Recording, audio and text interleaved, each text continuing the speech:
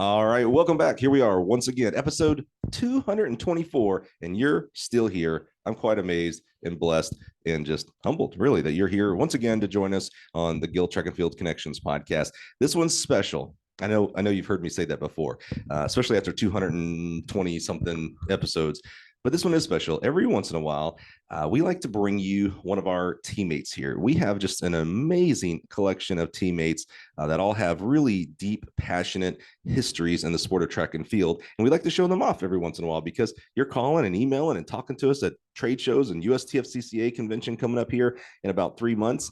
And so, I thought we'd just take a break and from our coaches that are amazing. We'll have another one next week, of course, and just introduce you to one of our teammates. So help me welcome our Gill construction sales specialist, the wise, the wonderful Mr. Dean Jordan. Dean, how are you? I'm lovely. How are you? Did you know you were going to get called wise and wonderful? I did, because I'm a listener of the show. Oh, you're not just a guest. You're a listener too. Yeah, I had to do my research before my interview, first of all, but I still listen. So yeah. You stopped it. You got the job. I don't need to listen anymore. Yeah. So anybody who says they're a listener, I always like to put them on the spot here a little bit and say, well, which one was your favorite? So which one was your favorite? Yeah, I'm probably partial to the Ashton Eaton one. That's pretty early. I've listened to all the other the teammate ones too. Those are fun because we know them personally. But I feel like that's the first thing I did was go and look through like the coaches that I know. Mm-hmm. Listen to John Bell's. Bell's like one of the first ones that I listened to. But I mean, I got to go with Ashton. That's pretty cool one. That was pretty cool to do as well, by the way. Yeah, I bet. Yeah. It always amazes me. We'll have people come in and interview for various jobs, we have here, and they'll mention the podcast, but then they say, they won't say they listen to any of the teammates that we have. And it's like, man, that's like your best homework research you can do. Like, you would wow us if you're like, oh, I know, Clayton came from Eastern Illinois. And, how did you adjust from a shot put conference champion to here? And everybody's like, I'll be like, holy crap, dude. Like, just stop. We're good. Hire the guy. Right. Yeah. It's amazing. So bravo to you for doing the research and the homework. And not being scared off and still joining us here at Gill Athletics. I love it. Well, Dean, we're going to get into, what your job responsibilities here as our construction specialist and kind of pick your brain. You've been here and when we're recording for 5 months. When you're listening out there in podcast land, it'll be 6 months. So we're going to learn, hey, what do you think so far? You're still here. That's a good sign. I love that you're still here.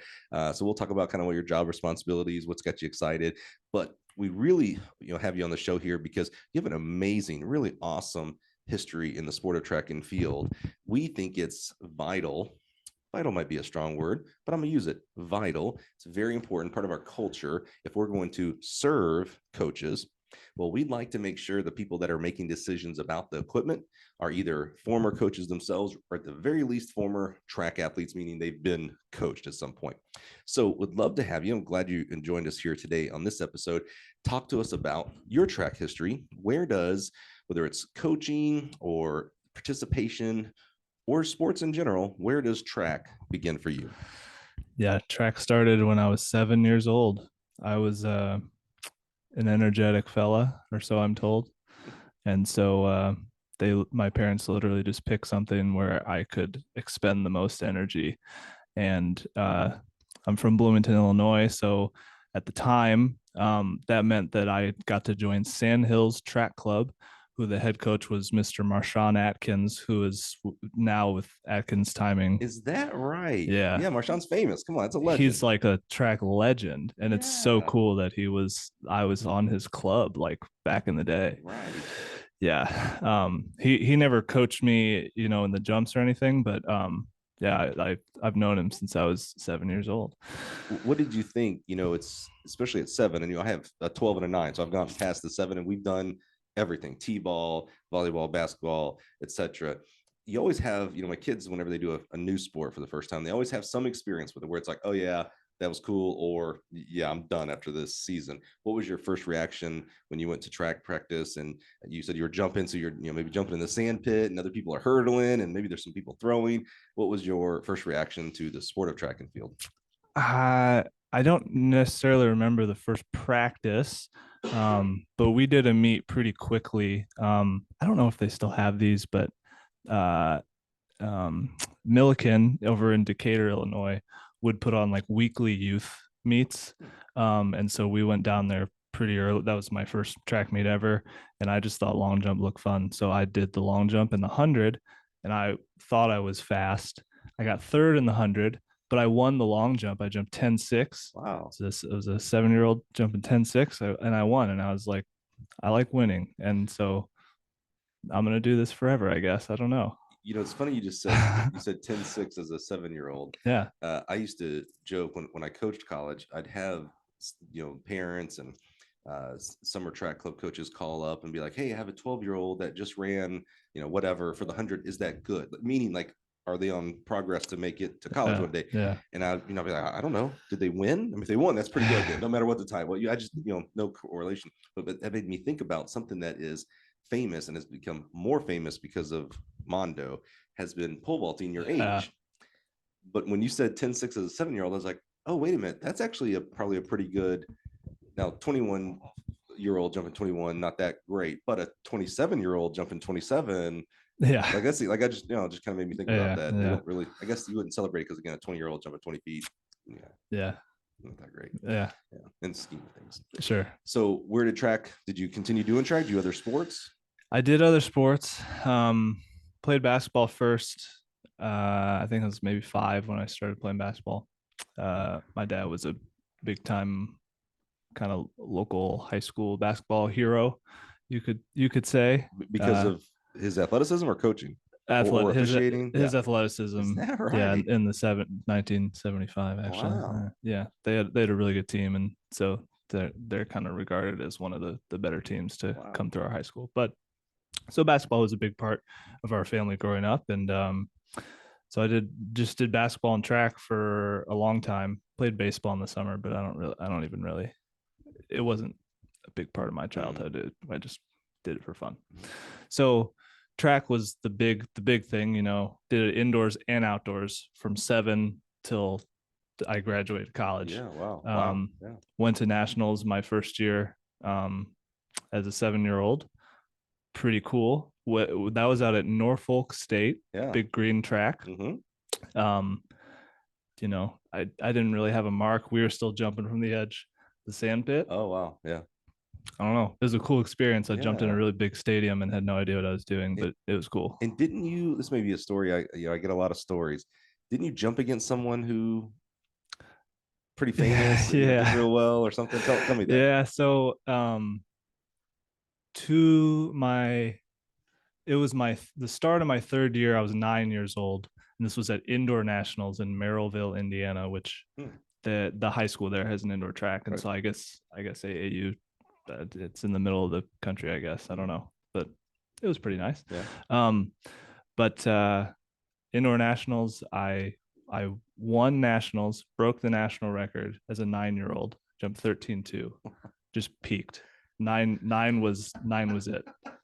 It was great. The greatest track year you there was a little newspaper snippet about me and everything. Yeah. I was like, I've done it all. I don't know what else there's left to achieve. And who did you compete against that? So the guy that got second ended up being D'Anthony Thomas, who had this prolific football career at Oregon and was drafted, and he still plays in the CFL. And I heard he never long jumped again after losing to you. No, never did. Yeah. He actually beat me outdoors at nationals, but he only sprinted at Oregon. Yeah, in his collegiate career, and I was always like, dude, why are you jumping? Because he was concerned.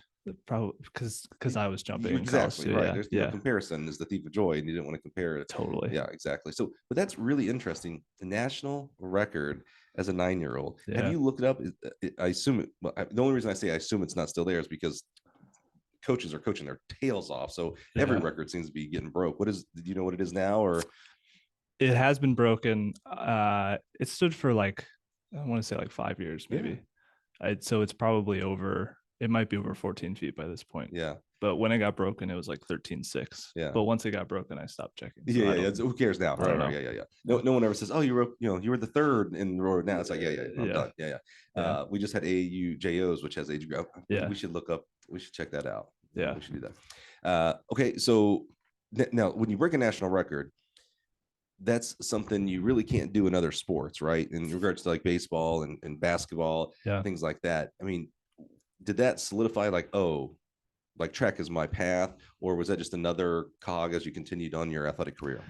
Yeah, that was, I mean, like I said, I decided that that was it. In our yearbooks in 5th grade, we had to like say what we wanted to be, and I was like, I'm going to be a professional long jumper. That's all. Is That's all that I'm going to do. right? Yeah. Oh man, I'm Yeah. sorry. The spoiler alert, that did not happen. I'm not a professional long Yeah, jumper. yeah. Yeah. But I had a lot of fun. I did a lot. And transitioned to high jump, and as my journey kind of continued, I just kept adding more and more events, through junior high and high school and into college. So as you were in high school, that tends to be our more pivotal years in regards to, are we going to do it in college? What events are we going to do? Is it going to influence my major? As you were adding events, what were you primarily, meaning when you went to an invitational or sectionals, etc., what were the 1, 2, 3 events that is like, yep, Dean's going to be in these events? I know we can do all these other events, but he's going to be in these events. Yeah, I in Illinois, at least, you can only do 4 events in high school. It morphed throughout the years. I started as a I would do long, triple, and high. I just did all the jumps, maybe throw me in a sprint relay. But then I kind of drifted away from the high jump, and because I started hurdling, and I picked that up pretty quickly. And so high jump was kind of like not progressing as much as the horizontals. So by the end of high school, I was, long triple, 110s, 300s. Wow. Maybe take me out along, maybe do mile relay. I was a pretty good for high school. I was a pretty good kind of longer, like 200, 400 guy. Yeah. That definitely did not go into college, but I was a decent, leg in a 4x4. So did you have a favorite out of all of those? Like, oh man, don't take me out of this one, coach. Probably triple jump. Is that right? Oh, Yeah. I love that event. Yeah. Yeah. What was it about that event? I did long jump for so long. So I guess at that point I've been doing it for 8 years. Yeah. Wow. And then I got to pick up a new horizontal event, as a freshman, because you don't do triple jump prior to high school. And I just picked it up really quickly. And I think it had a lot to do with my coach as well. Chip Mosley, just an absolute legend. He jumped 48.2 as a junior in high school. Wow. Jumped in Minnesota for 4 years. Oh yeah. His record still stands. It's I think it's the second oldest school record. At your school? At Bloomington High School. So we just had like a really rich triple jump culture.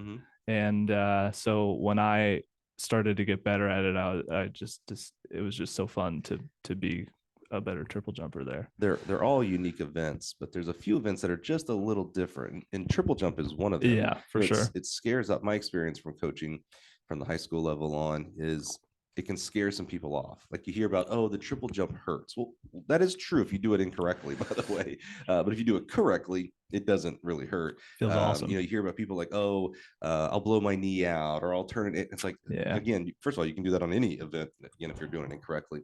What was it? And you mentioned Coach Mosley. What was it about, whether it was his style? It could have been his legacy. Wow, it's the school record holder. He jumped for a Big Ten school. What was it about the triple jump that was like, oh yeah, this is the one? Don't take me out of this one. I want to keep doing this one. Yeah, his legacy was definitely a part of it. In retrospect, he was really good at coaching us to be sort of power jumpers, and like we didn't need a lot of speed. And so I was, just a bigger, stronger kid. Being a really like quick, twitchy athlete was never really my strong suit. And so I got really excited to do big jumps with very little run up, and, get the big, like, boom, boom, and people go, ooh, and then, But long jump is fun and primal because we've done it since we were little kids. We run and jump, right, as far as we can. We do that in the playgrounds and the parks when we were little kids. The triple jump, though, because it has that length, you're right, there is that audience factor of like, oh, that looked really far. Here's the cool thing about triple jump: even if you're not that great, you're not going that far, it still looks way far. It's like when you started all the way over there and we're counting over here. It's a great event. I love it. What how was it when you think about Coach Mosley and that, so obviously he had a lot of stature and legacy, and that can carry yourself very, very far. Was there anything about his style that you remember that was like, oh man, this is like I enjoy coming to practice, or maybe you didn't. Maybe you had this great legacy, and you're like, I still dreaded coming to practice because he was mean to me. I don't know.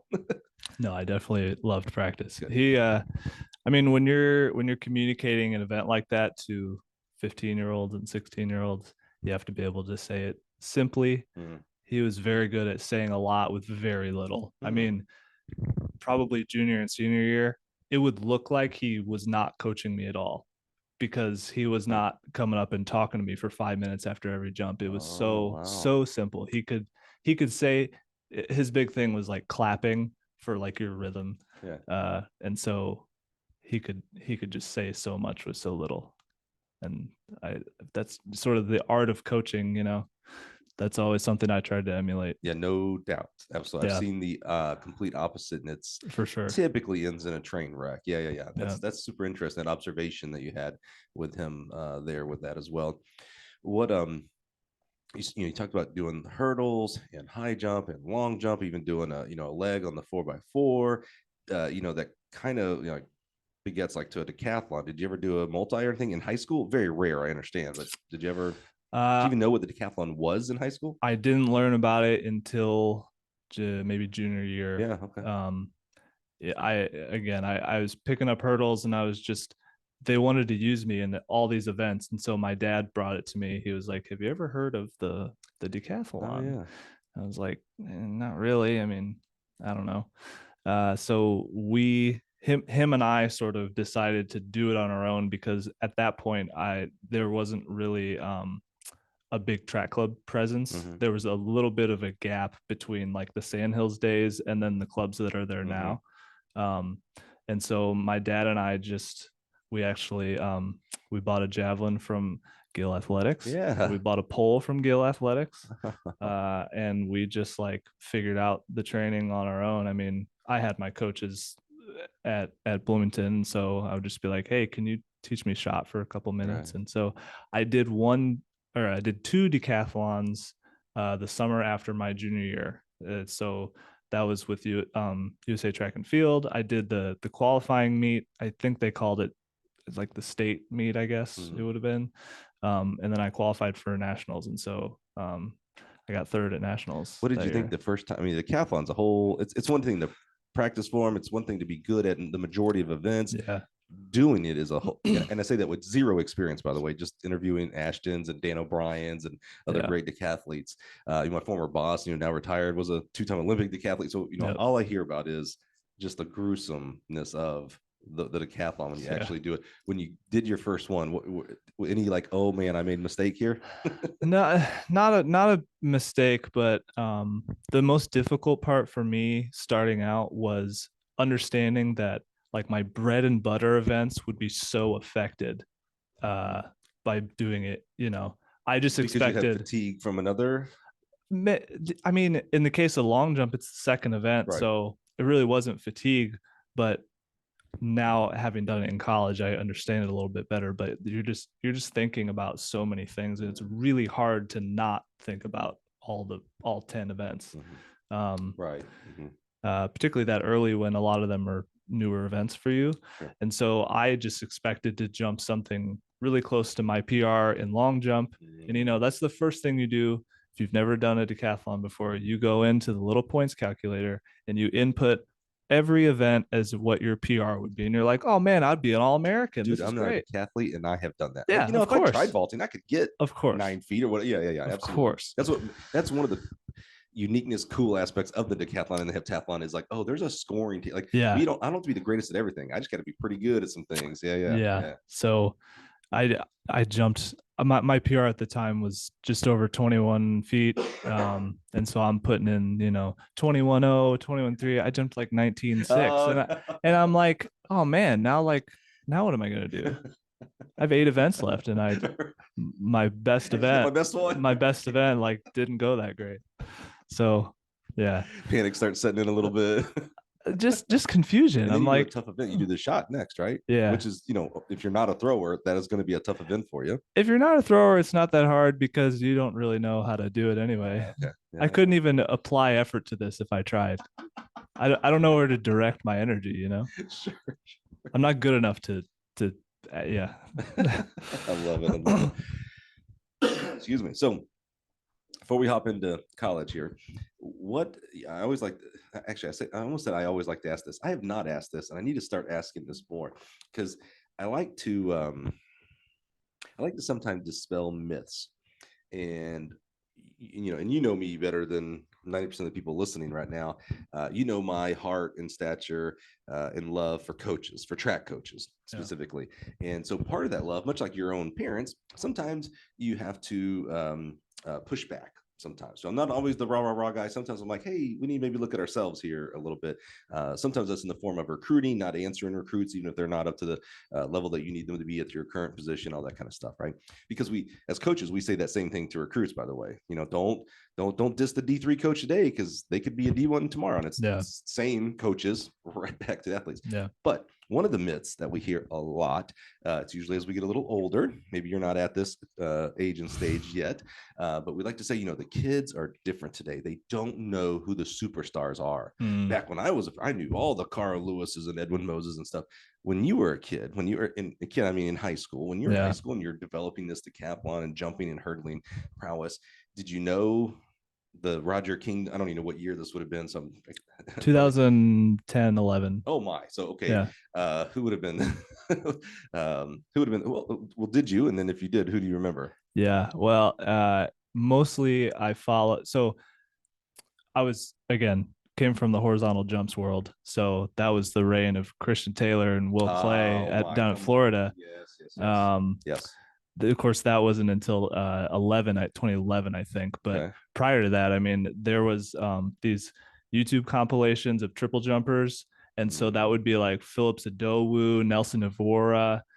USA jumps were kind of like, again, in a little bit of a transitional phase, particularly in the triple jump. Yep. Things ebb and flow, and this was whatever the bottom is, ebb and or flowing. Yeah, like 2008 was like not a great year for the horizontals and for the Olympic. There was a big article in Track and Field News right around that time talking about is the American long jump prowess dead? Yeah, and I remember people like Marquise Dindy and Christian Taylor and McClay was like, screw you, we'll show you. Yeah, and I doubt that article is what propelled them, but we certainly came back in the U.S. for sure. Yeah. I also grew up watching Dwight Phillips. He was more 2000 to 2004, but yeah, the triple jumpers were who I ended up following a lot, and then I got to compete against some of them in college, which is crazy. Oh, yeah. It's interesting. You talked about YouTube and of course social media then.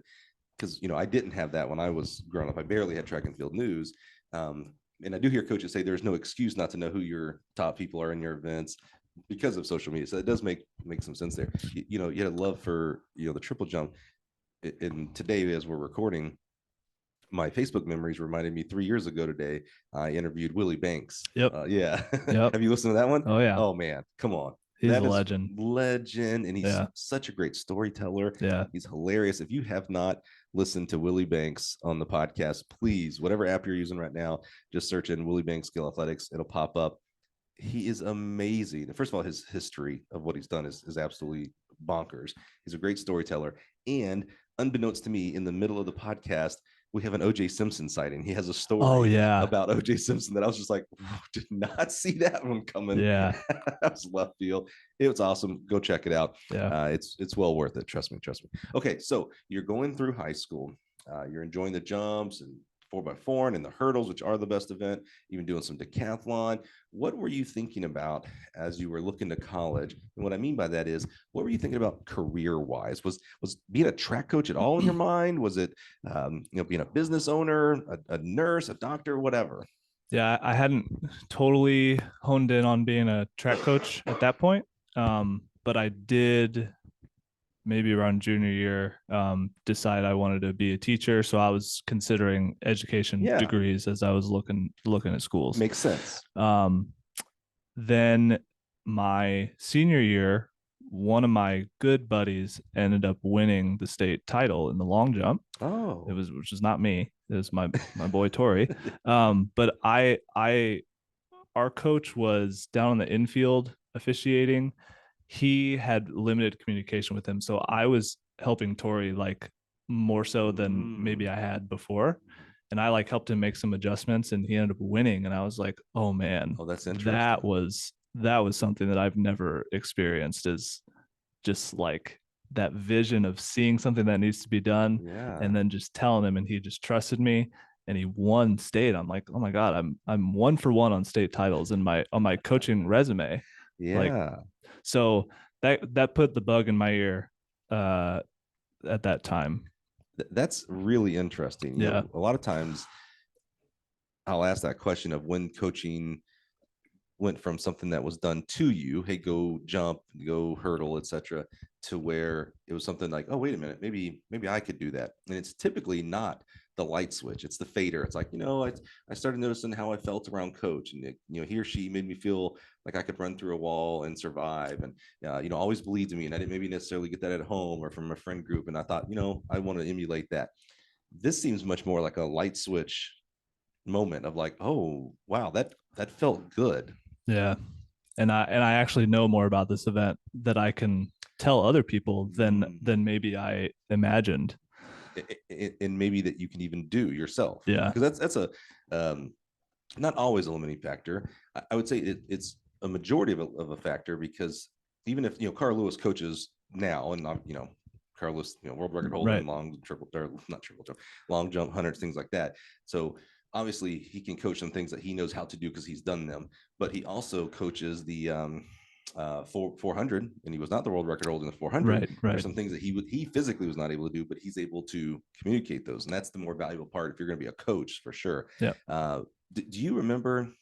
I love how, and if you're watching on YouTube, hopefully you saw his eyes. His eyes, you got.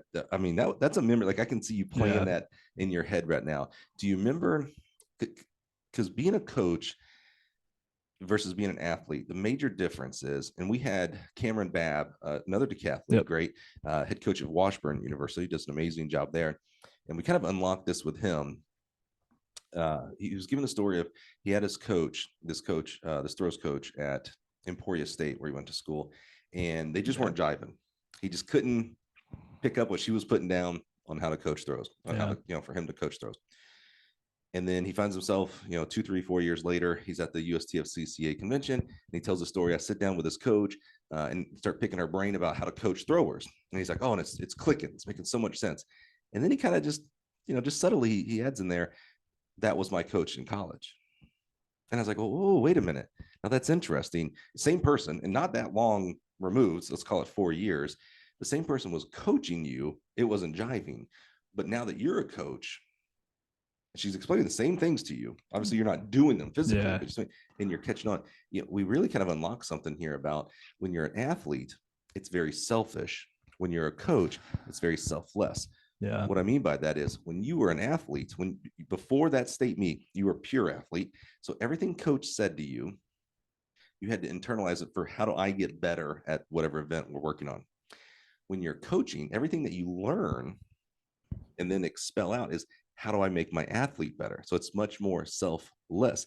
And for Cameron, it was kind of an aha moment for both of us of like, oh, yeah, when I was selfish, when I was an athlete, I just couldn't get the throwing.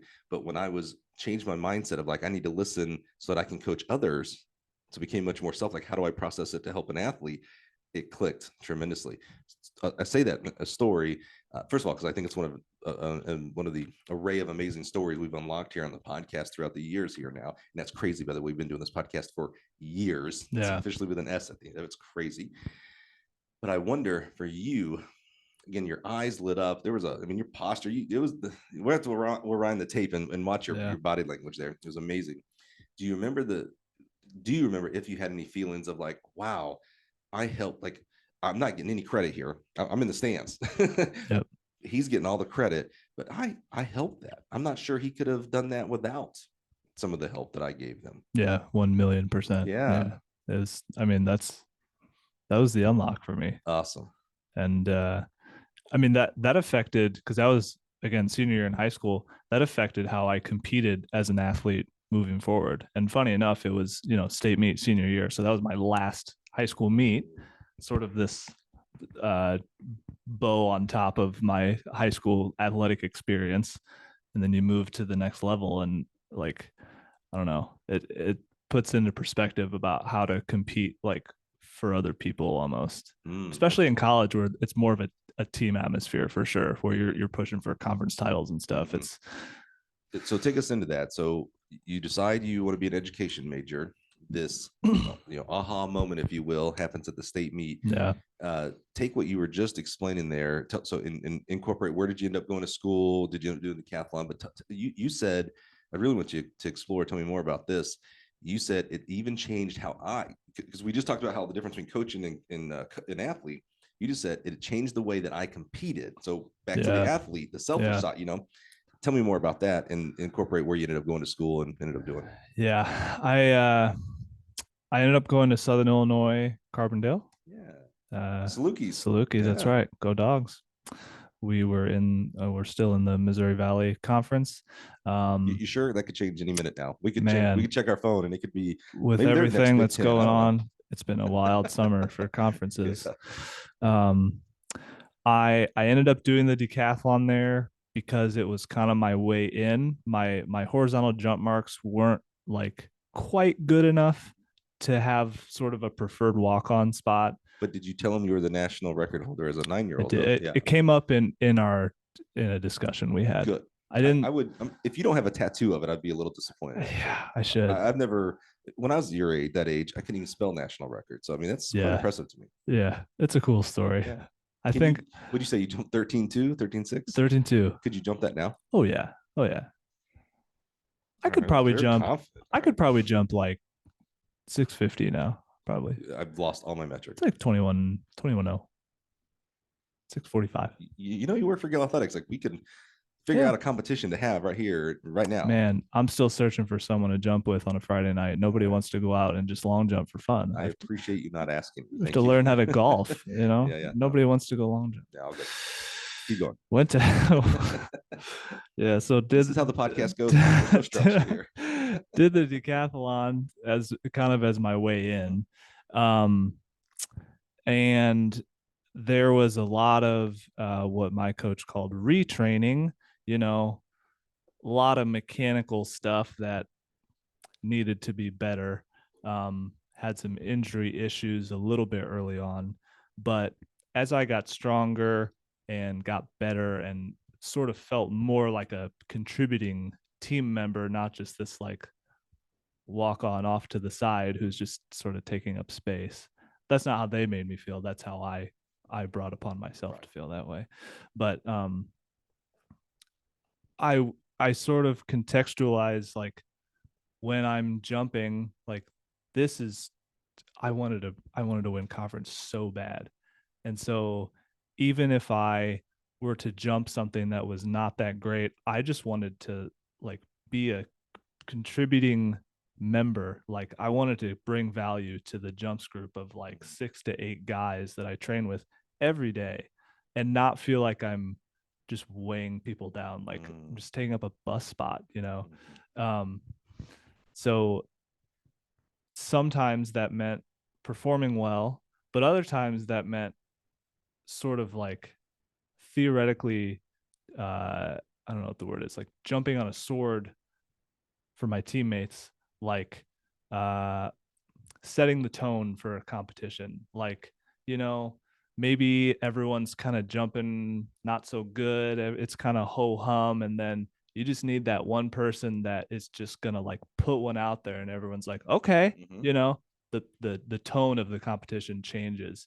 And you don't have to be the best jumper to do that, but you do have to have like an attitude to where you can just like pull that out of nowhere and like change the atmosphere. Totally. That was good. Yeah. Atmosphere changers. Yeah. Yeah. And that's a little scary, by the way. I like it. I learned how to do that. It's sort of this like theoretical thing. It's a little ethereal that I'm talking about, but when you're there and watching, it's a very real thing. I was like, people are listening right now. they would do the same thing. They couldn't explain it, Yeah. but you know it, and you know it when you see it. We've all, I shouldn't say we've all, if you've been blessed to see this in a competition, and it happens. I don't know if I think it happens more in field events because you get a repeat, right? You get rounds. Yeah. I've seen For it where, sure. the throwers, and albeit, NCAA, so they're all high caliber throwers by Yeah. all stretch of the imagination here. But they're kind of, round one goes through, no one's really putting anything out there. Round two, okay, round three, maybe late in round three or the beginning of round four, someone just hits one, and it doesn't necessarily have to be like really, really far, like a PR or even the lead. Right. But that person comes out of the ring and it's just like, oh, and you just kind of like, oh, is the game on?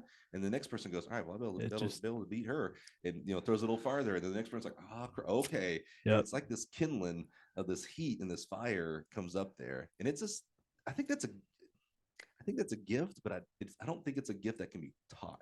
Yeah.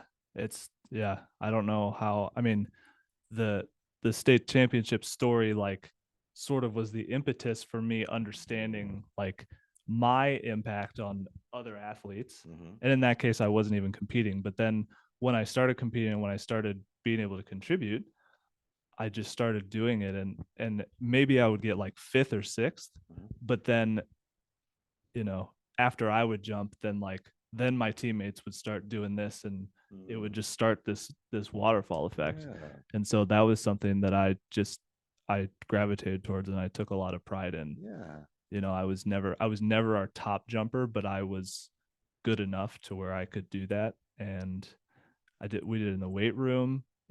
That's not just meets either. This is like, Yeah.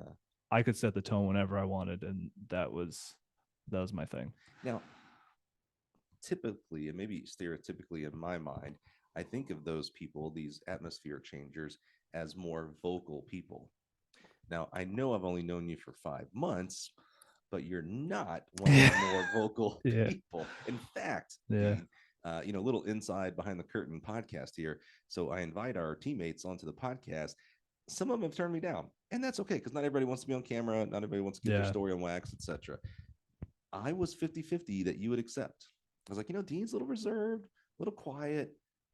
He's probably not going to join us. And you were enthusiastic about it, which I love that about you. Yeah. So what, and again, I know it's hard to quantify. Yeah. And maybe it's different athletically. You might tell me like, oh yeah, no, on the court, on the field, in that sand pit, man, I am loud and proud, baby. It's an office setting that I'm different, or a social setting, I'm different. Or you may say, no, it was something different. Again, I know it's hard to quantify. What was it? What was your thing? How did you do this? It is really hard to quantify. I will say it wasn't words. I was not a rah-rah guy ever in any sport. I would have been blown away if you said you were. Okay. Yeah. But I don't know. It's just like your posture and the way you react when your name is called, the way you walk up to your mark, how long your routine is, like like every physical action you're doing like can send a message or can send no message. And by the time I was a senior, I was really good at it. And so if you're jumping in the same group as me and we're on the same team, like it's going to be a fun competition. We're going to get down and dirty, and we're going to pop some big ones. You'll hear coaches say, quote unquote, all the time, the little things matter. Now, these are kind of little things that you can't really coach or teach. I love that, the way, like, it's so funny. You said earlier about you playing the video in your head. I'm playing like this video. I've never even seen you jump, and I'm playing a video of you jump when you talked about the way when my name is called, the way I step to my mark. Because I was thinking, and this probably plays into it a little bit too, like, oh, not verbal, but the high five. And that seems like, oh, everybody high fives. Like, oh, no. When you do it, how you do it, what I'm I'm bringing with that high five, whether it's a hug or a slap on the butt or whatever. Again, those are things you can't teach. No coach is like, all right, today we're going to work on our high fives. Don't worry about our long jump board. We're going to do high fives today. Right. But it's these intangibles added all together. And that's, that might be at least part of the definition of leadership. It's again, that's really tough. There's no, how good at your leadership? Oh, I give high fives. When my name's called, I stand up tall and go immediately to my mark. It's these intangibles that you have out there for character and leadership. As you were going through your time there as a Saluki, and are you decathlon full time? Meaning, hey, every conference meet, you're doing the multi? Yeah. Yeah. I was until my coach and I had planned to switch to only horizontals my senior year. I ended up having some ankle issues, which only affected my long jumping. And so we were like, well, you can still score in the heptathlon indoors with, maybe a slightly not as good long jump. So kind of like right before indoor season started, we were like, okay, you're going to start vaulting again. You're going to start throwing again. We're just going to throw you back in the multi. And then we kind of figured out my ankle and then outdoor senior year. So I only had one outdoor season of only doing horizontal jumps. Oh, wow. So who knows what my PR would have been. That's correct. That's right. I could have been an Olympic long jumper. You'll never know. You could have. That's I only right. have 2.5 months worth of exclusive horizontal jump I training. agree with that. I'm not a dream squasher. So you never know because I don't have a time machine either. That's right. Did you continue on as your education undergrad? Did you get an education major? No, I switched after my first semester. I was going to be a math teacher, so I was in math education. This wasn't working out. Yeah, it's math, bro. Trust me, I'm good. I'm with you. I loved it in high school, but there was this element of like having the friendly, helpful teacher that you're with all year long, and then in college, it's like you're with them for like 3.5 months, and you're in a class of 30, Yeah. which is not that big of a class, but there's just it's a different atmosphere, and I wasn't enjoying it, and so I pivoted a little bit and I went into exercise science instead. Is that because you still were thinking of being a coach at this point? That was when it became more of a reality because I started delving into it more. I was asking my coaches, like, what do I need to do? How does it work? Do you have to be a GA somewhere? Do you have to volunteer? So I switched my path up a little bit to be more aligned with maybe trying to be a coach. It went from I'm going to become a teacher and I might be able to coach because I'm a teacher because they'll probably have track team there. Exactly. No. Okay, I'm going to be a track coach. Well, then I need to, not that you necessarily needed to change major, but like, okay, I'm going to change a major into something that is much more coach traditional exercise science, etc. Yep. And I love this. Explore this a little bit more. You started asking your coaches, okay, so what's that path look like? Maybe you ask questions like, well, what did you do? How did you get into coaching? And you had some really phenomenal, top-notch coaches there. Talk to us about that exploratory time for you about, okay, what's it like to become a coach? What do I have to do? What was their feedback and who were they? Well, I love name dropping, so feel free. That staff is loaded. Yeah. They're all down at Ole Miss now, so there's a good reason. Coach Connie Price Smith, legendary legend, college coach, athlete as well. She was the head coach director of track and field across country. Being a multi, I worked with multiple coaches. Andre Scott was the jumps coach, and he oversaw my training. And then my sophomore year, Brian Porter got there, and so I worked with him in the vault and the javelin. Obviously the vault is a very involved event, so I don't say that like, yeah, I saw him like on Tuesdays. Like I interacted with him a ton as well. So and he was younger. He was that was maybe I think it was his first full-time coaching job. I think so. Yep. He had been with helping with Texas Tech where he vaulted as well. But so I kind of consulted with him because I was like, you just did this, like what's a path? Like, do I have to be a GA? Do I have to volunteer? Like, I have no idea how this works. And so basically he was kind of like, it works out nice if you can be a GA because then you can get a degree and you can hopefully maybe make some more money as opposed to volunteering. And so he just laid out a couple options about how that might work. And, but pretty much he was like, yeah. And, you need references. Like I'm happy to contact whoever you need me to or whatever. And so that started the networking journey, was with my own college coaches, which is started with them, right? Yeah. So what was your first step? You end up getting your degree in exercise science. Yeah. And you hear the advice of like, you got to be a GA. So what do you end up doing? Well, first of all, from that whatever day that was, I started writing down every single workout that I did. So I have my full training log from like midway through my sophomore year, both with from Coach Scott and Coach Porter. Looking back, it's one thing we have now today is we can look back and have perspective. Do you remember yourself looking at workouts differently? Meaning, again, sometimes it's again, athletes selfish, right? Go run this. Okay, I'm gonna hit these and I gotta hit these times or whatever. When the workout was announced for the day, was it like, okay, I wonder why we're doing this? And maybe did you even ask coach, like, hopefully you didn't challenge him right in front of everybody. Maybe you did. Separate, like, hey, so why'd you make us do this? And yesterday we did this. Did you start looking at workouts differently? Yeah, for sure. I started recognizing some patterns, and then if I were to see something and be like, hey, why do we only do so many of these? Like, I noticed you never go higher than this number for this and whatever. So yeah, I talked to him about it all the time. Yeah, it was awesome. And you started writing down all your workouts. Did you, Yeah. as you got through, a junior into your senior year, did you start looking back at workouts and compare that way as well? Yeah, definitely. But the issue was, again, my senior year, we switched to only horizontal. So I had like 2 years of multi workouts. Right. And then it was sort of the first time I'd been introduced to Coach Scott only as my horizontal jumps coach. Like, on days that I'd be doing hurdles, I was no longer doing hurdles. So there was a lot of workouts that it was kind of my first time doing them. Did you notice similarities though? Oh, we yeah. don't necessarily get in X's and O's here, but especially as a decathlete, but some of the things that if you're going to be a decathlete multi-coach, you have to understand that there are days you are working on something that looks like long jump, but you are also working on that 100-meter dash at the same time, acceleration. If you're doing plyometric jumps, like, okay, well, that's hitting the high jump plus the hurdles. You have to be able to batch these things together. Totally. If you only did the 100-meter one day and the long jump the next day, you're doing it wrong if you're doing it that way. Yeah. So were you able, because you're still not only young in regards to, you're not even coaching at this point. Yeah. You're in the muck, you're in the middle of it doing it while you're also trying to get a degree, for crying out loud. Were you able at that point to start seeing those kind of similarities when you went to just horizontals? Totally. Yeah. I mean,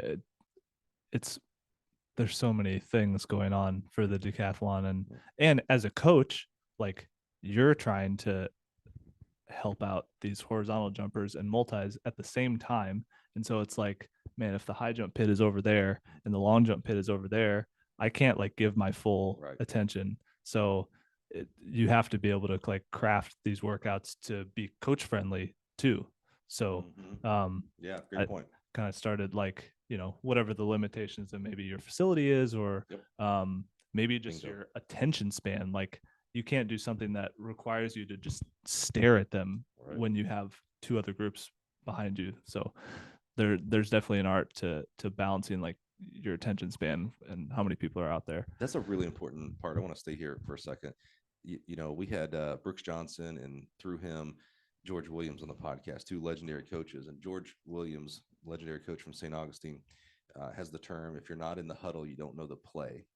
And it just makes me think about that when he talks about when you're a coach, no matter how good or great you are, there's everything's different. Every place is different. Your facility is different. How many athletes you have is different. Maybe what you coach is different. Maybe one place you go to, you are the multis coach. Another place, you're just the long jump and triple jump and high jump or something like that. Maybe you were always had the pole vault in your mix, but you go to a school and there's a Brian Porter. It's like, nope, Brian takes care of that. Yep. All right, I don't have to worry about that, or the reverse, right? I think that's really important what you said about having to be able to craft your workouts as the coach, craft your workouts so that you can be the most efficient that you can be out there. But I think of it from that outside, looking in of like, man, when people judge other coaches, it's like, oh man, they're at such and such university, they should be able to win it all. Right. No, they have no excuses in the world, blah, blah. It's like, oh, you have no idea. Yeah. Even the top of the top, a lot of outside looking into University of Oregon is like, oh, they've got everything. They've got Phil Knight just writing the checks. Even Oregon has issues of getting people into school. They have their own issues and concerns. Heck, right now they're trying to figure out what conference. Now they know. Everybody has something that's going up against them. It really is. So I love that example of like, when you're coaching and multis, and you have to structure the workouts for how you can be efficient. That was kind of a visual there for me on that. Yeah. So yeah, I learned a lot from writing my workouts down. Yeah. And then you still have those? Oh yeah. Oh, that's cool. Yeah. That's really cool.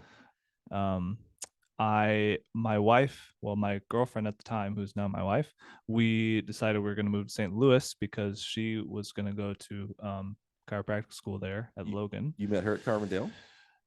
No, she is from my hometown. You met her. Did you date in high school? No. But you knew each other in high school. Yes. She didn't go to Carbondale. No, she went to Monmouth College, which, funny enough, was my second school choice. That's right. We talked Yeah. about this. Wait, so how did you guys get Monmouth and Carbondale are not in the same city here? I was home for like 10 days in the summertime one time, Uh-huh. and we were just like at a mutual friend's house, and we were like, hey, we went to elementary school together. And then like 2 months later, we started dating. Wow. And Yeah. dating's so serious that you're going to move to St. Louis with her. Yeah. Wow. Because she's going to go to chiropractor school. Yep. Yeah. Yeah. So did you move to St. Louis with her with no idea what you're doing, or did you have something? You also have something set up. I wanted to have something set up. I was frantically emailing every college coach in the St. Louis area, which there's a lot. There's a lot. Only one Division I school though. SLU. Yeah.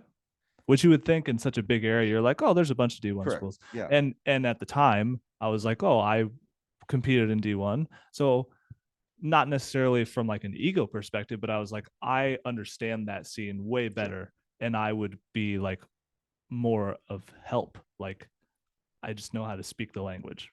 Sure, because the language is so different between D2 and D1. Sure. No, not necessarily. You didn't know this as a 22-year-old or however. So I'm right. But that was sort of my thought process.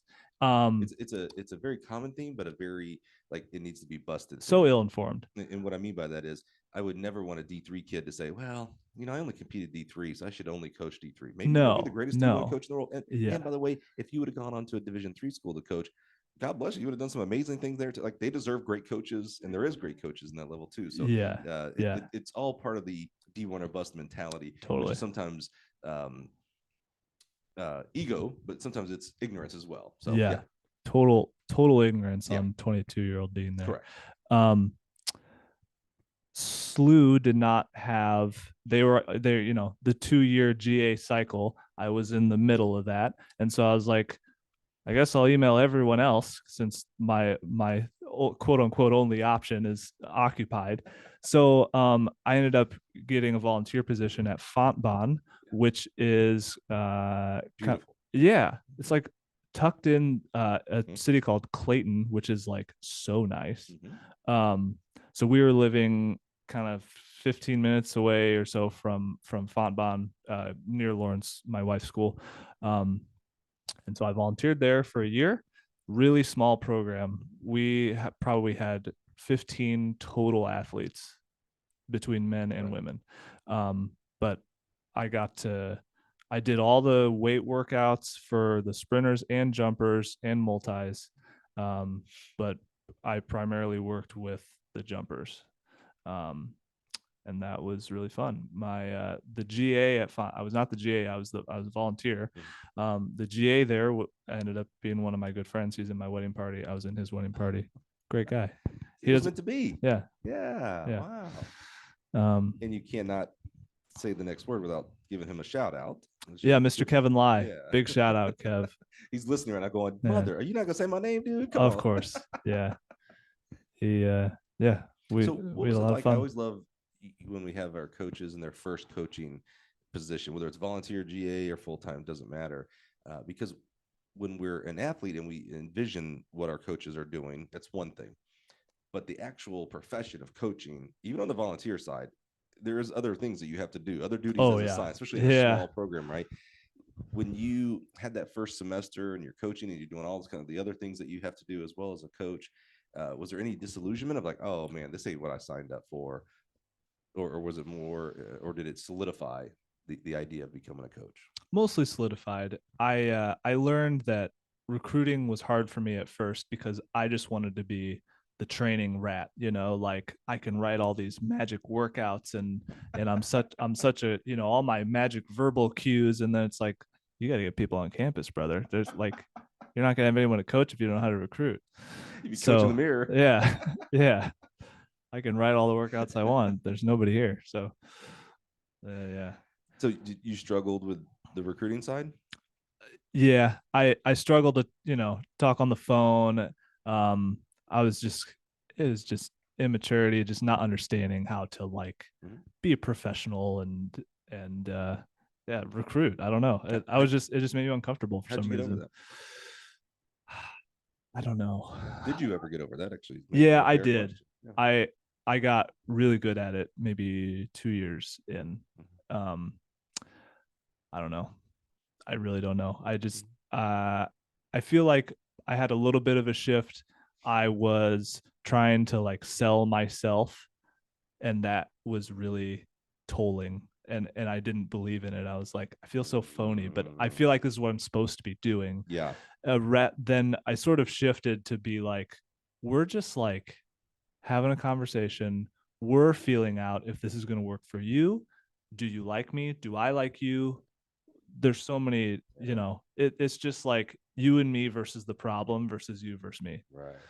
It's interesting. All these different majors that you go straight into that job. So education major goes straight into teaching. Accounting majors go into accounting. And while there certainly are nuances of the job because you hadn't done the actual job, you're doing what you were educated to do. An Yeah. accountant, medical school, etc. There is no coaching undergrad. Nope. There is no recruiting 101, recruiting 201. Yeah. It's like, hey, you're a coach now. Go recruit. You're like, well, crap. The only experience I have is how I was recruited, Right. which may have been great or terrible, by the way. Yeah. Um, and you're trying to remember things as a 17, 18-year-old kid. So you remember them a little differently. It's a wild profession where we just like, here's the keys of the car. Yep. Go get in the race. Yep. Yeah. How long at Fontbonne and what was next? 1 year at Fontbonne.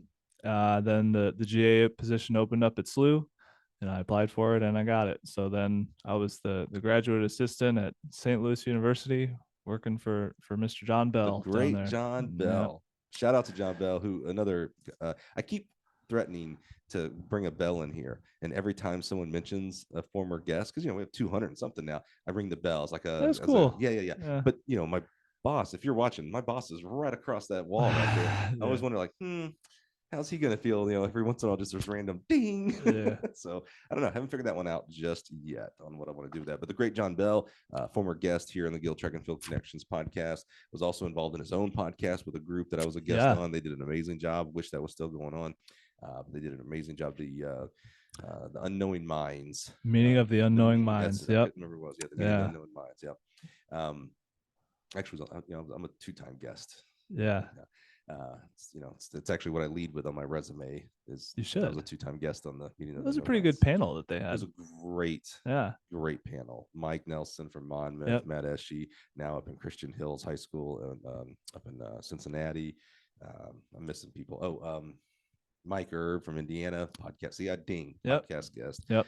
there as well. So yeah, just a really great people, and had a fun repertoire with each other. For They've sure. been friends for a long time, so it was a great setup. Wish that was one of those where it came through in COVID, but when COVID came out, it died as well, unfortunately. Yep. So yeah. Yep. So you go to SLU and you work with John Bell, and how'd that go? What now? You're GA. That's a different volunteer GA. Man, that was a big jump. Yeah.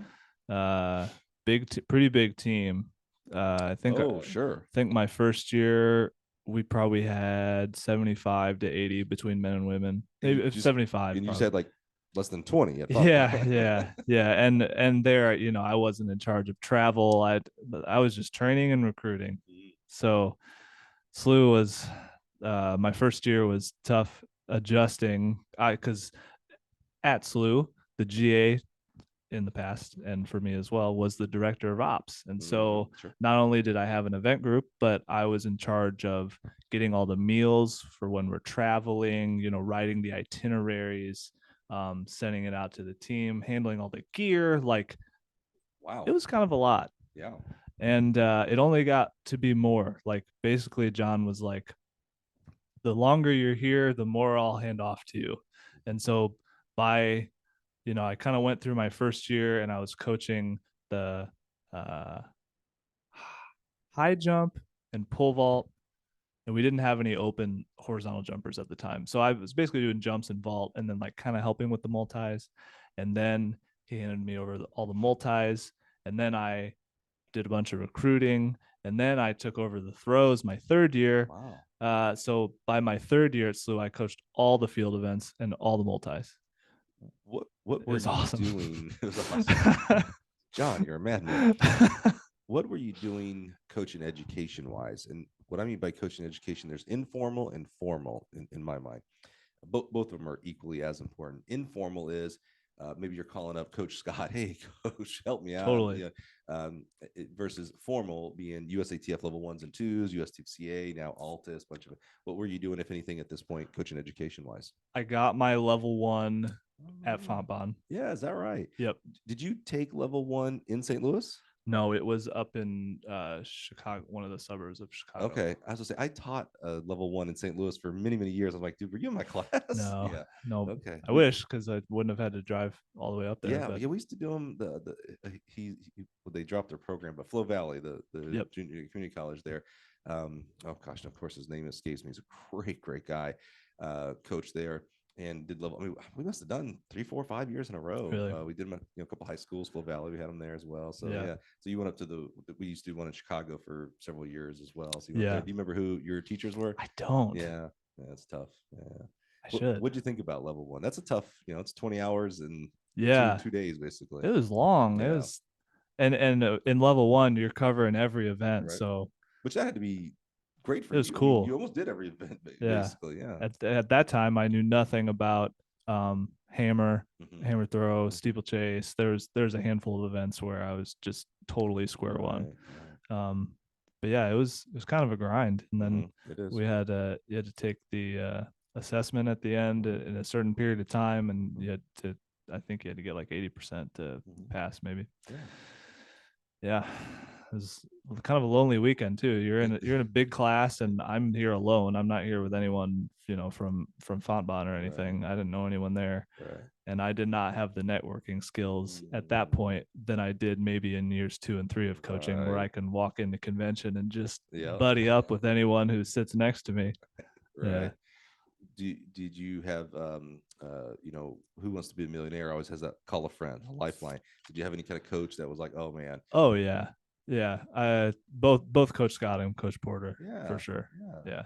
Kind of your, hey, I'm struggling with this, or hey, how did you handle this issue, or things like that? Yep. They were for sure it. Do you remember a piece of advice they gave you that has just stuck out throughout the years?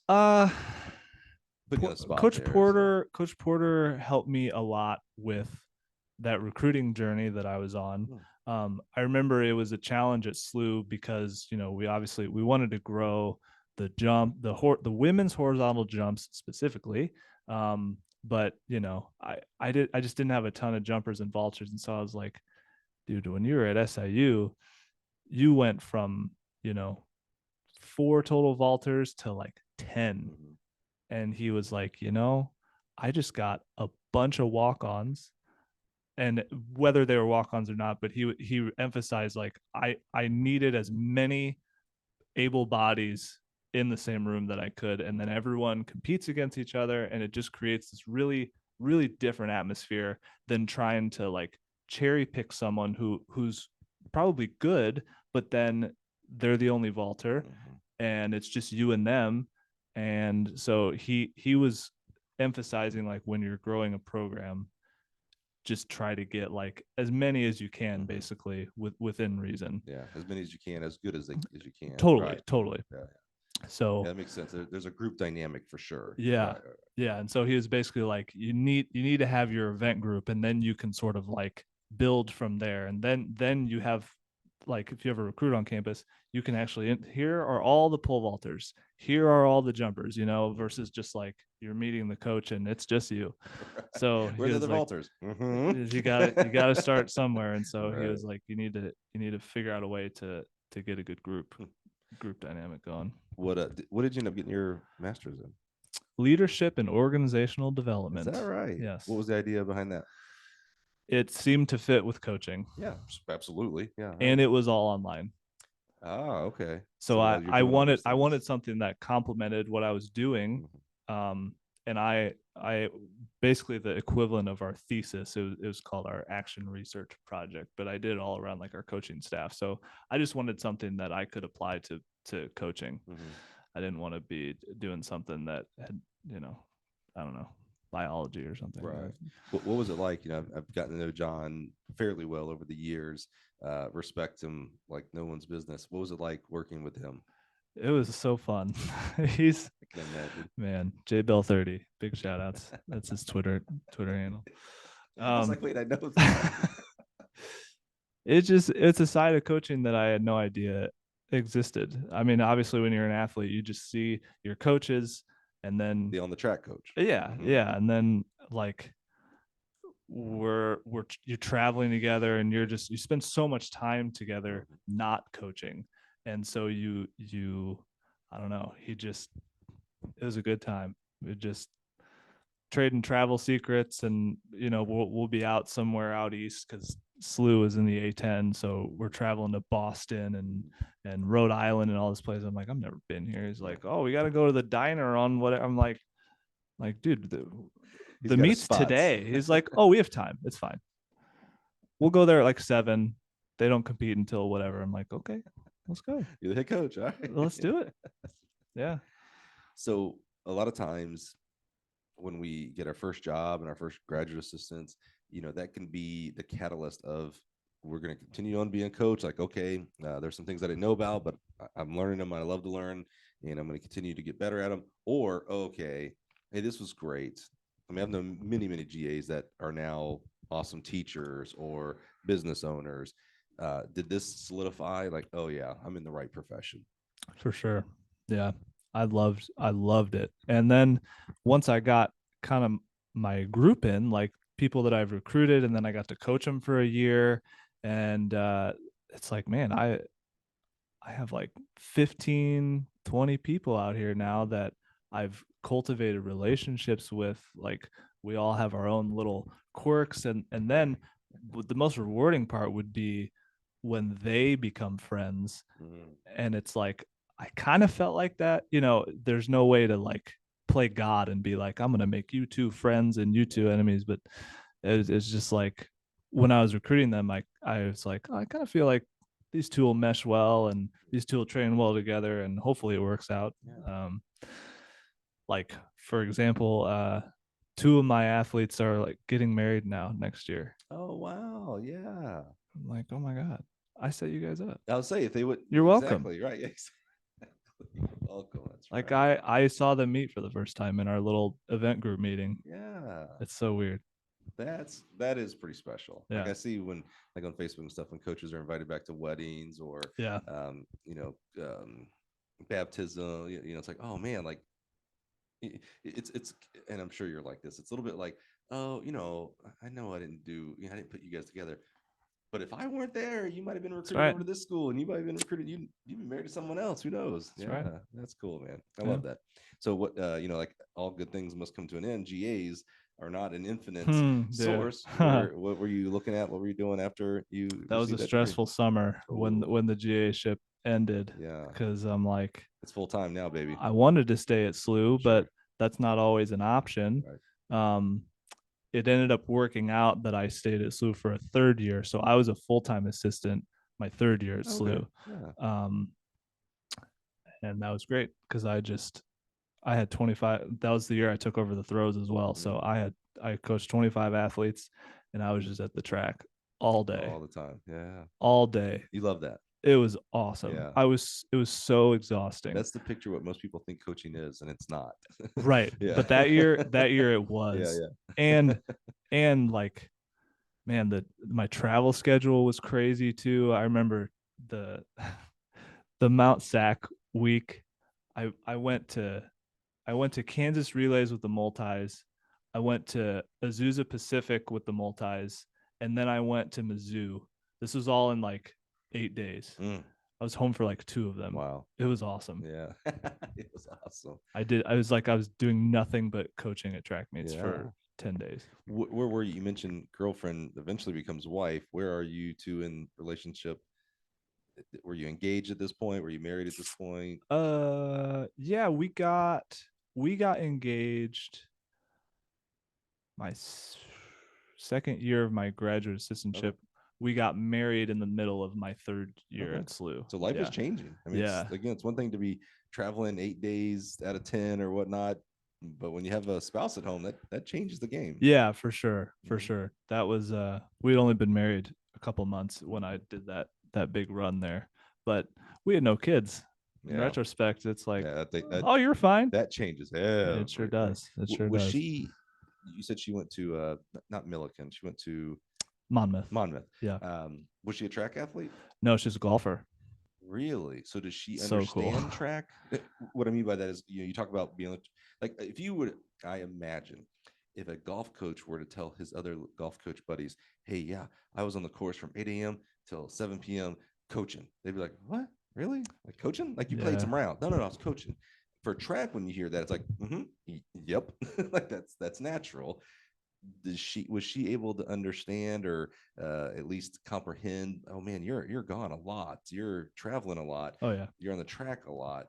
Was that understandable? Like, oh, that's what track is? For sure. Yeah. And she played the game when I was an athlete too. I mean, we started dating my junior year, so she understood you were gone the travel circuit. January to May, it's like pretty much every weekend.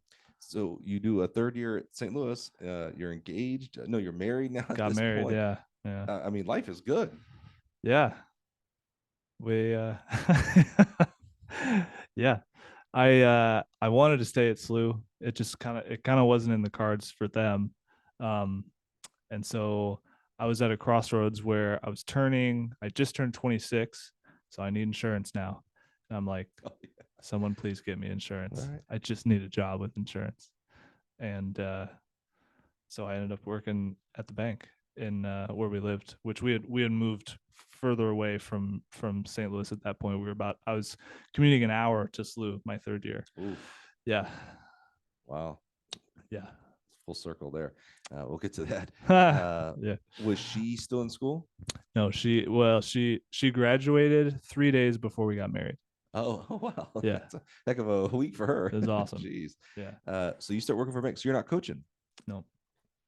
So how'd that feel? It was tough. Yeah. It was really tough.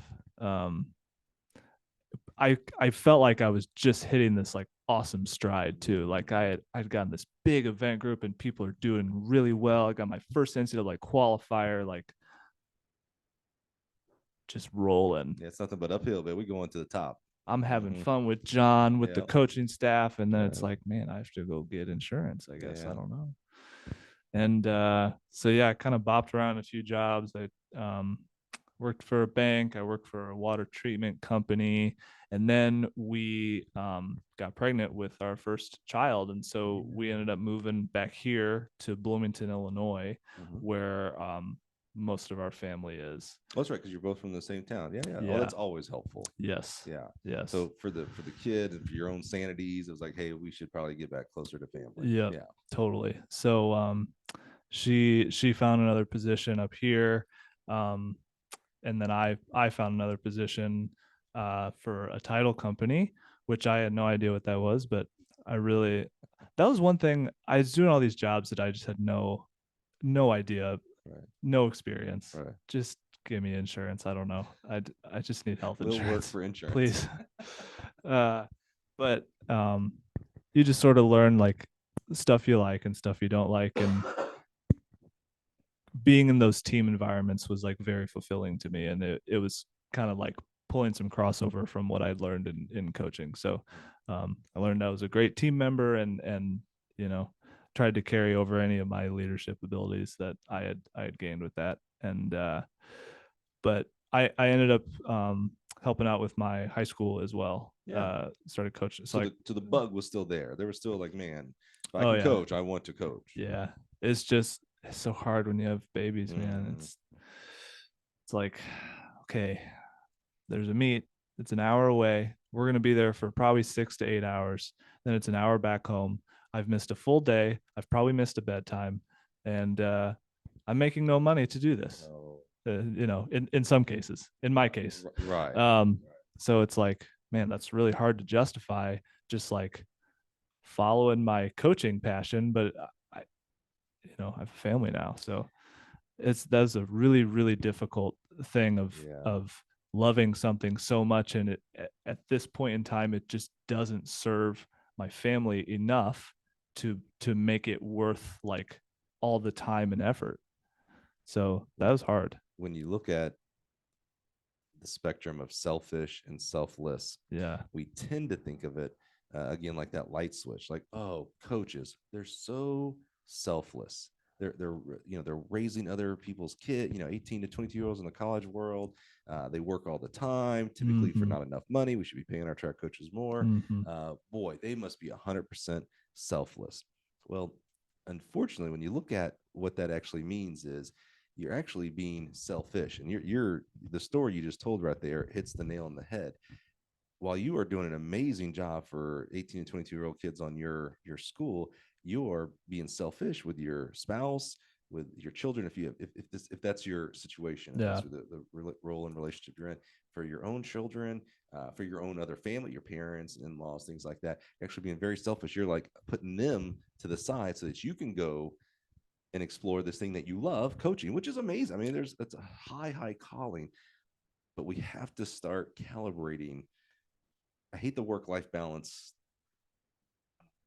slogan, logo, whatever it Sure. is, right? But we need to tend to slide closer to the middle. We have to understand that. And again, there's no bigger fan, cheerleader, advocate for track coaches than me. Yep.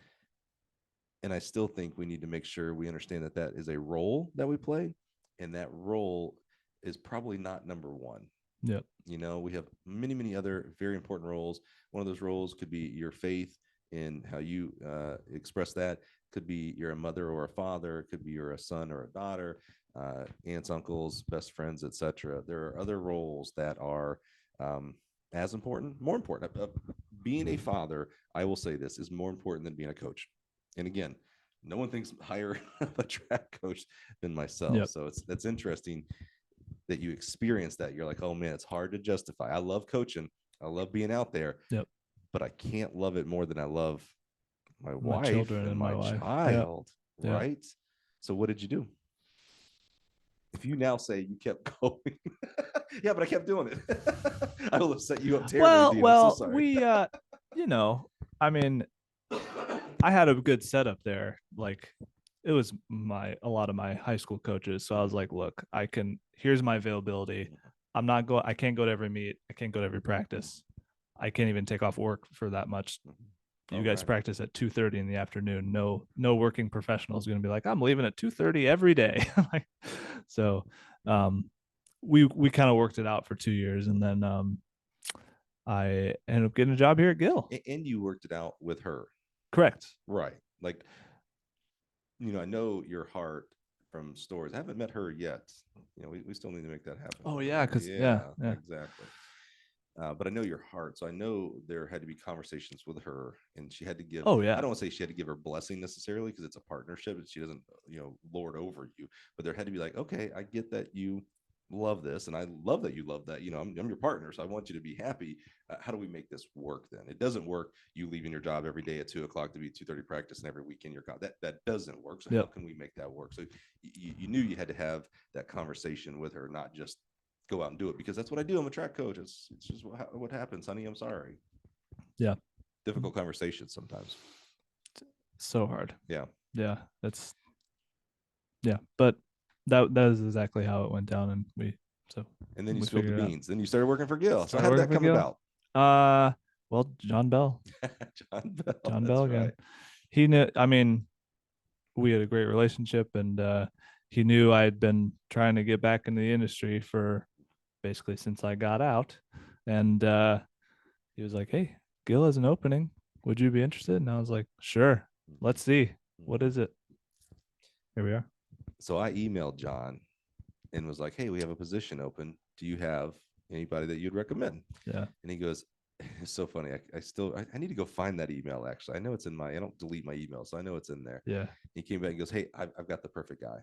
Like, his name's Dean Jordan. He was a multi, which, for us is because we have so many different events that we manufacture for. Yeah. It's like, okay, that's a little bit of a plus on our side for that alone." I was like, but does he know what the job is? I mean, you never know what the job is until you have started in the job.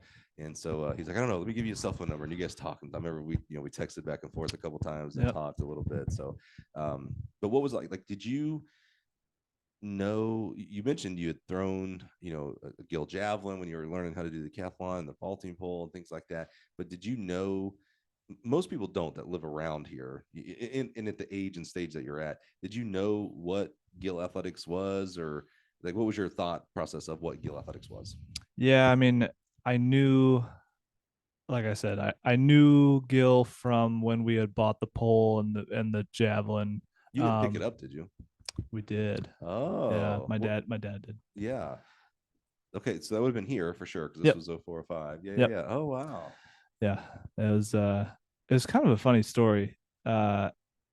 Somehow I think this was my dad's fault. Um, but poles come in just the big white long tubes. Mhm. And I think he came to pick it up, and I think he got the wrong pole. And like we didn't know Mhm. because not vaulters. Sure. Right. Yeah, you learned right. Yeah, yeah. I had never Right. vaulted at that Right. point. And so I brought it to the club practice, and it wasn't even out of the The tube yet. Mhm. And I pull it out, and it's like this 5 meter, like 250. It's this massive pole, so big. It's a tree trunk. Oh my god! And we we figured it out really quickly. Good. We switched it out, and it was no big deal. But I think it was for one of U of I's athletes at the time, which I think I know whose it was, but I'm not 100% certain to be able to say. Yeah. But it's so like I haven't told Brian Carell that story Yeah, yet, that's a but great story. I'm sure he would See, appreciate ding that. right there, Brian Yeah, Carell, former yeah. Gill podcast alum. Yeah, that's actually a great. Did you come with Dad to pick up? No, I didn't. Okay, it's when I had this vision of you and your dad coming to pick it up, and my Yeah. office is right by our front door, so I see a lot of people that come in, and I've seen athletes come in, and coaches and parents all the time come in. That's a great reminder of like, man, you have no idea that kid that you're helping Yeah. just to get this javelin and pole vault. That's we do a lot of things around here. That just a javelin and pole vault. It's a pretty small Sure. thing around here as far as dollar value, whatever I'm trying to say. Yep. Hopefully, but it's like, oh man, that kid. First of all, that kid may become an Olympian, for crying out loud. Let's be real here. Yeah. But even more, kind of to me at least, as I celebrate my 17th year here at Gill Athletics, that kid may work here one day. Yeah. Whether that kid is a welder for us, or she's an accountant for us, or a salesperson, who knows? That kid may actually grow up to work here, man. So it's kind of cool. I know you actually weren't here to pick up, but that's really interesting. Jennifer Vanderlot, ding, Gill podcast. Maybe I just do a verbal ding. Maybe I like become the kitschy little thing for the podcast. Jennifer Vanderlot, All-American at Indiana University, grew up, 30 minutes from here, throwing a Hollywood discus, a Pacer Gold discus, not knowing as a 16-year-old, her looking at that Hollywood discus going, yeah, I'm going to have a career at this company down the road. Like, I'm going to work there. She's on her 16th year. Like, that to me, that'd be like, you're playing Pee Wee baseball and you see your Easton bat and you're like, I'm going to work for Easton one day. Yeah. Or you get your first driver's license and you drive your Ford Focus and you're like, I'm going to work for Ford one day. Yeah, like, I'm going to be in their accounting department. Or I'm going to be a lawyer for their counsel.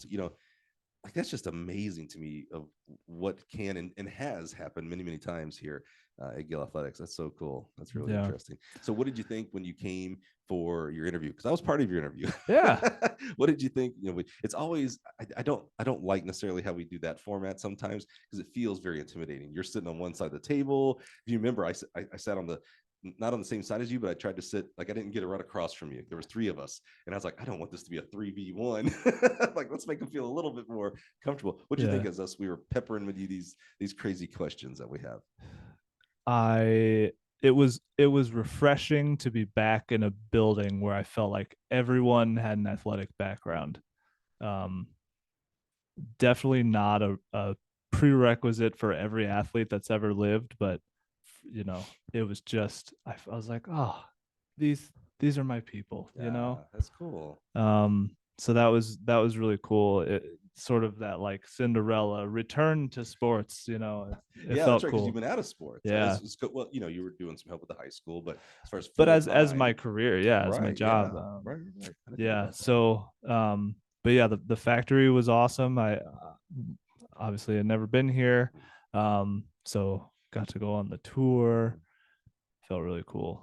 Yeah, and it was only for me at least slightly embarrassing when you asked me for my autograph. That was just Yeah, slightly embarrassing. yeah. He didn't. But you had done your homework. I do remember when you were like, "Oh yeah, I listened to the podcast." I was like, Oh yeah, like on my notes, I'm like, "All right, it goes up a little bit on my stature there yeah, for that." Yeah, yeah, and you hold a unique position for us here. So most people know Gill Athletics for pits, poles, and hurdles. That's what we make. We're the really, it's weird, we're the world's oldest and largest track and field manufacturer in the world out there. But we also do this very interesting outdoor, specifically construction item. So we define it as anything that's actually in the ground, right? So for track and field, most people would know it's like, oh, cages, makes sense. yep, A vault box makes sense. It goes in the ground. You help oversee that. But that is just a part of the puzzle, a part of the story of what you oversee here, because we also do football goalposts, baseball foul poles, batting cages, soccer goals, ball stop netting. I feel like I'm a tennis. yep. We do all these other things. What has been, again, you don't know the job until you get in the job. You've been here now for 5 months. You definitely have touched everything at this point, from Yep. your quoting and talking with our customers and our dealers out there. What has been the most interesting, the part that you didn't realize was going to be a part of the job, whether it's an action or a product or a customer? Maybe you talk to some Olympians. We're pretty blessed around here. We get to talk to Oh some yeah, pretty awesome people. yeah. I think just the building a facility and like all the considerations that you have to think, be aware of. We have some checklists that we can send people, but um, there's just such an art to it. It's like, okay, that you're building or you're doing like a big renovation, and they're like, okay, I need a sandpit form. It's like, okay, but how long do you want it to be? Do you want catchers? Like, there's so many considerations, and if you don't, again, if you're not familiar with the sport, and that's why we want people that have done the sport most of the time, um, you wouldn't know. Right. So, um, and that, just like the flow of events, and it's like, okay, maybe you are trying to host World Athletics event, or you want to host a conference meet. Like, there's so many considerations to where it's like, okay, if you want to be able to do this, you're going to need X, Y, and Z. Um, that's just something I never thought of as an athlete. I Right. just, you just show up and you jump Jump. in the sand. That's Do you find yourself, if you've gone to a track meet or even watched it on TV since you've been here, do you look at it differently oh now? yeah, oh yeah. How so? I mean, you notice, you're like, oh, that was your choice for the hurdles. Okay, everything tells a story. That's right.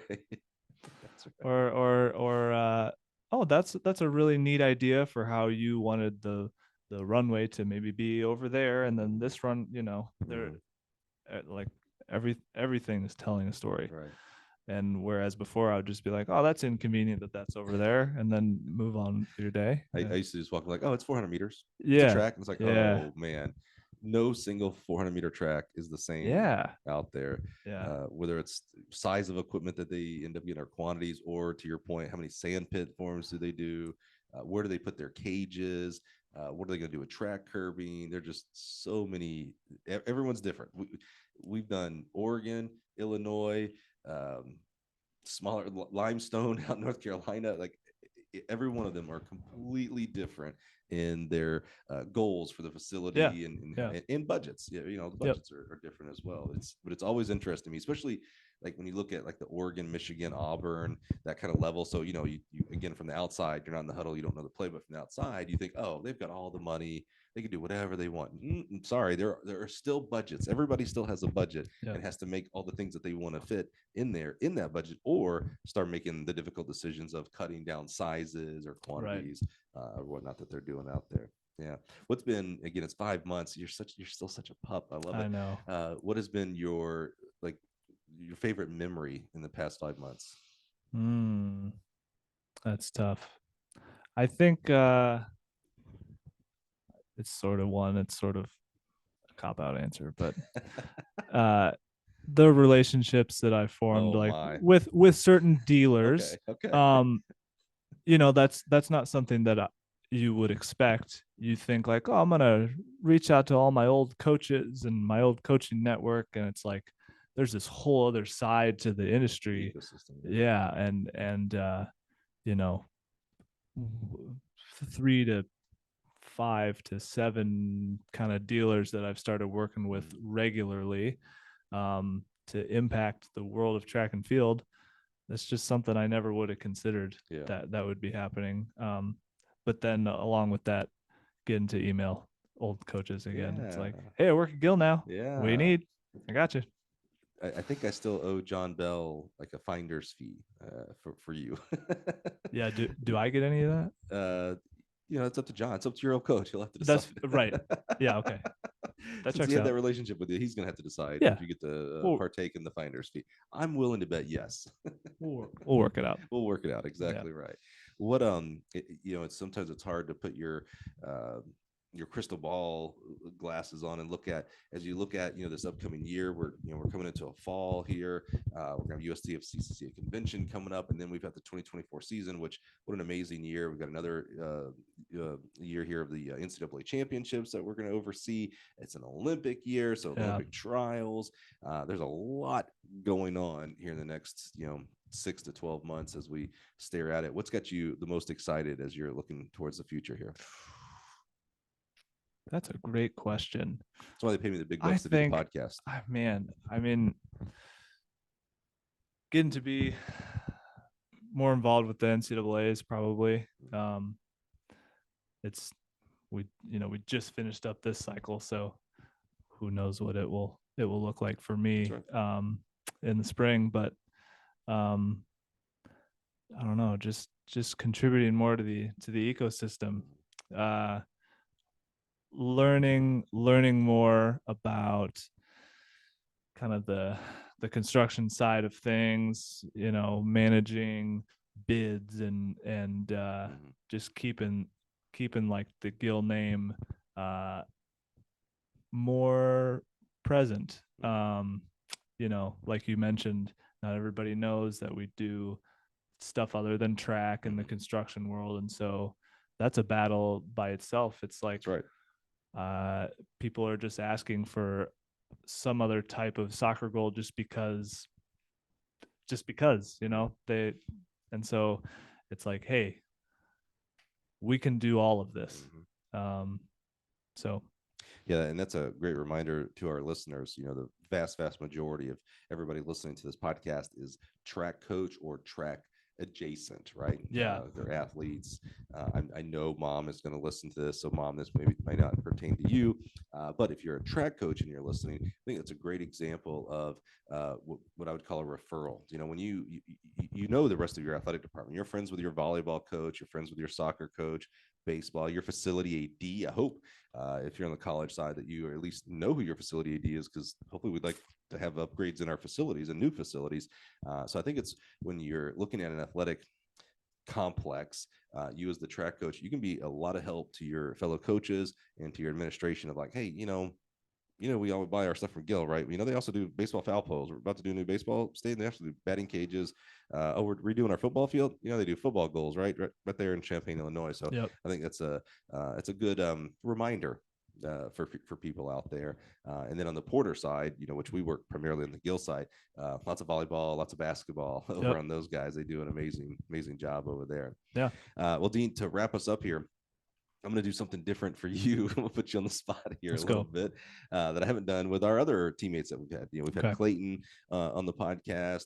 I've been on the podcast. We've had other people. We're going to have, actually, I haven't asked permission, but I think he'll say, yeah, Tim Glover is going to be on the podcast here. One of the top 10 javelin throwers in the country. Haven't asked Carly, but, we have a new teammate in Carly Livingston, Division II runner-up in the pole vault. We'll hopefully have her on the podcast here soon. But for all the people that we have on the podcast, I haven't let them get the last word.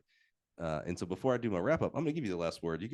There's a lot of people listening. What would you like people to know as we sign off today? LJ, I'm putting you on the spot. I'm going to talk just a little bit to get your thoughts there. It doesn't have to be profound. Don't think that this is like no one's going to write this on a tablet. I need it to be the most profound thing that's ever been said ever. Then let us hear it. But I don't. Man, let's show some love to the field events. Oh man, that is a true decathlete right there. Here we go. I'm going to do this instead. I'm going to fire off 5 quick questions off the top of my head. You just have to answer quickly. Yeah. All right, who's your favorite decathlete? Ashton Eaton. Oh, I could have said Trey Hardy. Ooh. Gosh. Oh, I coached Trey Hardy. Yeah. Okay. Yeah. I'm about to tag Trey in one of these posts now and say, he went with Ashton over Trey. I'm sorry. Yeah, both great That's people tough. and they're good friends. So we'll let that slide. What's better, long jump or triple jump? Long jump. Will the high jump men's world record ever be broken? Yes. Good answer. I was going to say, and you should still anyway, go listen to Brooks Johnson. We specifically talked about the men's high jump in the world record being broken. And he says you have to believe it can be or it never will be. So I love that. Favorite track and field memory that's not yours? Probably. Oh, that's tough. That's really tough. These are just off the top of my head. This is why I get paid. Well, and you could say Tory State Championship. That is my memory. Sure. No, yeah. No, that's not yours. I meant you're nailing it because I didn't want you to say when I set the national record as a 9-year-old or when I set my PR. Not yours. So Tory's long jump senior year. Yeah, I think so. I love that because the typical answer is going to be for a guy my age is going to be when Carl Lewis won his 4th gold medal in the long jump or Edwin Moses and because I'm old. So I love that it's actually not like some famous Olympic memory. I really thought you were going to say something about Ashton because I know you do. My professional one would actually be Trey Hardy when he got the big reconstructive surgery on his elbow. He actually just posted. I was going to say this is like an anniversary that just happened. Yeah, absolutely. Yeah, and then he came back and got second at the Olympics. Yeah, absolutely. All right, last question. You get to pick the event. Give me a prediction for the world champs that are coming up. Winner. You get to pick the event. Well, an easy one is Sydney McLaughlin. In what event? The 4 hurdles. She's not running the 4 hurdles. No, she got a pass, right? She got an auto qualifier. She's running the 400, sir. No, she's in the 400 then. You think she's gonna win the 400? Yeah. Like you confident? Yeah. Dead set. Yeah. Good luck. I'm rooting for her. Yeah. I don't know that's a dead set. And I'm rooting for you. Thank you so much, man. Dean, I know you're busy. I know how busy you are. And I pulled you away from your office for 2 hours here almost, man. So just so thankful for the time that you'd give us. I'm always blessed when I get to interview a teammate. It's humbling for the coaches that I get to have on the podcast and the evergreen content that we provide, meaning, we interviewed Willie Banks 3 years ago and people are still able today to go listen to his story and his journey. That again is just quite amazing. So I love that we're building this library of coaches from around the world, literally. But they're, as much as I love coaches and they're number one in my heart, none of what I do happens without teammates such as yourself. So I'm just so grateful for what you do. The best compliment I can give you is I'm surprised it's only 5 months at this time. Yeah. It feels longer, and not because of drudgery, but because of like, oh man, you just know so much. You picked up so many things so quickly. You've been able to help coaches and our dealers so thoroughly, so fast, and a very complex. It's one thing to come in and learn track. You did track, so you automatically know what a javelin, the 800, 600, all these kind of things that someone off the street would not be able to know. But no one taught you how to install a shot put ring back when you were coaching. No one talked about those differences in the sand pit form and how those things are going to be put into the ground. Definitely no one talked to you about the difference in gooseneck sizes on a football goal post, why you need different heights on a baseball foul pole. All this knowledge you now have that will make you insanely awesome at bar trivia one day, I'm sure.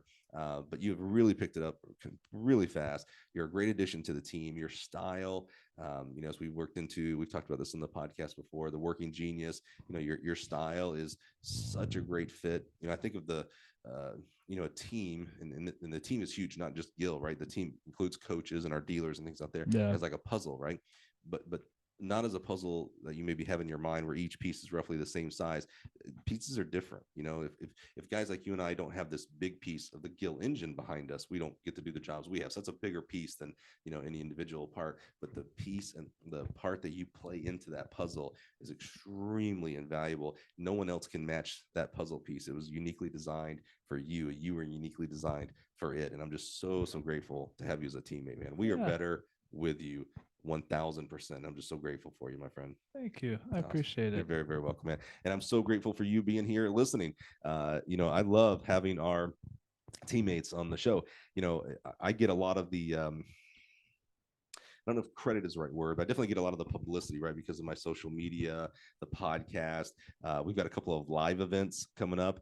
Depending on when this was actually published, you might know we just did a live event at the Prefontaine Classic. We're going to do for sure another live event at the USTF CCCA convention. So I get a lot of, you know, the face of type of things, and that's great. And I'm you know, I love it, and it's so satisfying for me.